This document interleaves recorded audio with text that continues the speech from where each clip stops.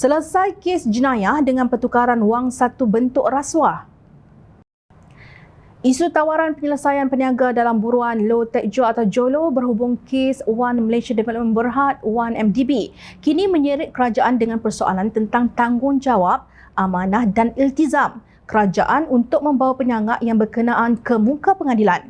Bekas Peguam Negara Tan Sri Muhammad Apandi Ali dalam kenyataannya berkata, beliau telah dihubungi firma guaman Kober & Kim dari Washington, Amerika Syarikat yang memohon bantuan mengatur mesyuarat dengan Jabatan Peguam Negara pada akhir Mei lalu. Saya kemudian mengatur beberapa siri perjumpaan di mana wakil daripada Kober & Kim datang ke Malaysia, jelas Muhammad Apandi kepada Berita Harian. Firma guaman Kober & Kim adalah peguam yang mewakili JOLO. Menurut beliau, pada perjumpaan di Pejabat Peguam Negara itu, kerajaan diwakili Peguam Negara Tan Sri Idrus Harun dan pegawainya serta Pegawai Kanan Suruhanjaya Pencegahan Rasuah Malaysia SPRM. Tujuan perjumpaan itu adalah bagi berbincang untuk membawa balik dana yang didakwa diseleweng JOLO daripada 1MDB. Selepas perjumpaan terbabit di mana pada waktu itu dilihat positif, ia kemudian dibatalkan oleh AGC secara tiba-tiba atas alasan yang hanya diketahui mereka, katanya. Kenyataan ini disahkan oleh Jabatan Peguam Negara yang mengaku bahawa JOLO menerusi wakilnya ada membuat percubaan untuk mendapatkan satu penyelesaian dengan kerajaan Malaysia pada tahun ini. Kesemua tawaran penyelesaian daripada wakil JOLO telah ditolak oleh Jabatan Peguam Negara, katanya dalam satu kenyataan pada Sabtu. Beberapa media melaporkan JOLO dipercayai menawarkan 1.5 bilion ringgit kepada kerajaan Malaysia untuk menyelesaikan pertuduhan terhadapnya berhubung penyelewengan dana 1MDB.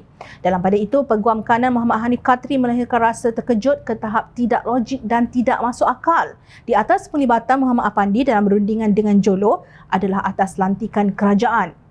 Muhammad Apandi merupakan Peguam Negara sewaktu skandal 1MDB meletup ketika pentadbiran bekas Perdana Menteri Datuk Seri Najib Razak. Ketika beliau masih berkhidmat sebagai Peguam Negara, Apandi menarik perhatian ramai selepas membersihkan Najib daripada sebarang salah laku dalam skandal 1MDB, ujar Muhammad Hanif. Beliau menuntut Datuk Seri Ismail Sabri Yaakob sebagai Perdana Menteri dengan serta-merta memberikan kenyataan rasmi jika kehadiran Apandi Ali adalah untuk mewakili kerajaan Malaysia. Maka apakah asas, sebab dan tujuan pelantikan tersebut? Menurut beliau, Muhammad Apandi mempunyai pelbagai konflik kepentingan dan tindakan tidak bernas dalam urusan skandal 1MDB semasa beliau menjadi Peguam Negara Malaysia antara tempoh 27 Julai 2015 hingga 14 Mei 2018. Muhammad Hanif membangkitkan bahawa Muhammad Apandi telah tidak memainkan peranannya sebagai Peguam Negara menerusi 3 tindakannya antara Januari 2016 hingga Jun 2017, iaitu pertama, melepaskan Najib Razak daripada kaitan dengan skandal 1MDB dan SRC melalui kenyataan media pada 26 Januari 2016. Kedua, gagal mengambil langkah perlu bagi menentukan ada perwakilan Peguam Amerika Syarikat lantikan Malaysia yang memainkan peranan aktif untuk menjaga kepentingan Malaysia dalam kesemua tindakan sitaan dan jenayah berkaitan dana 1MDB sama ada di Amerika Syarikat maupun mana-mana bidang kuasa lain.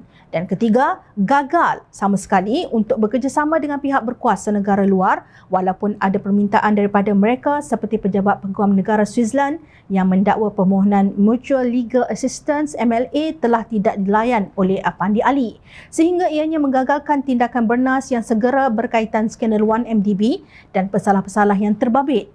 Sementara itu, Ahli Parlimen Bukit Gelugor yang juga seorang peguam Ram Karpal yang berpendirian sama dengan Muhammad Hanif berkata, Muhammad Apandi sepatutnya menuntut JOLO menyerah diri sebarang percubaan untuk menyelesaikan kes jenayah JOLO sebagai pertukaran dengan sejumlah wang boleh menjadi satu bentuk rasuah dan Apandi mesti mendedahkan jika dia dimaklumkan oleh wakil JOLO bahawa ini adalah niat JOLO.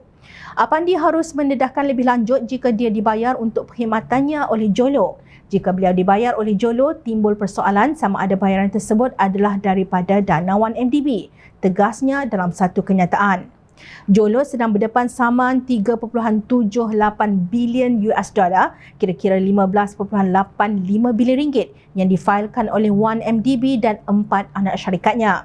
Jom Channel bersetuju berhubung pandangan bahawa tugas Peguam Negara ialah membawa balik JOLO ke Malaysia untuk dibicarakan dan menjadi saksi penting kepada pembicaraan Najib Razak, bukan berunding dengannya.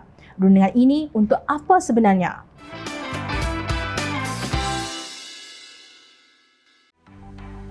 Mencari maklumat dan berita politik yang bebas, kupasan yang tepat, panas Dapatkannya secara eksklusif hanya di Jom Channel.